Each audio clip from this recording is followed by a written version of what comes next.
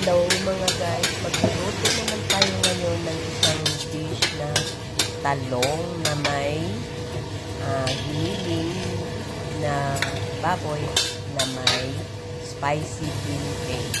Ayan. Na-slice na natin ang ating mga talong at ang sumunod niyan ay pa-fried natin siya hanggang sa mag-golden brown. Ayan, first batch ng ating talong na piprituhin ng lahat.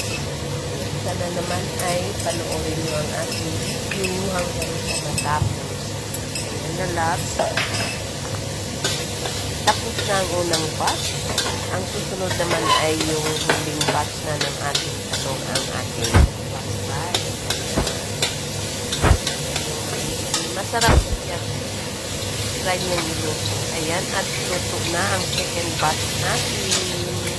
Ang susunod natin na pipituhin naman ngayon, gagawin natin ay ang ating sauce. Ayan, mga lalat, sa isang kawali, magpainit lang tayo ng mantika at ilagay natin ang ating bawang. Isunod natin ang ating minced pork, giniling na baboy. Ayan, at isunod natin ang ating spicy bean paste. Ayan, mga lalat. Isa-isa lang. At pagkatapos nan ay isunod natin ang ating fried na eggplant. Ayan, mga lalat. Madali na lang siya matapos. At ibalik natin ang ating sauce. Ayan, yung mixture natin na sauce. Ayan. Soya sauce po yan. Cornstarch.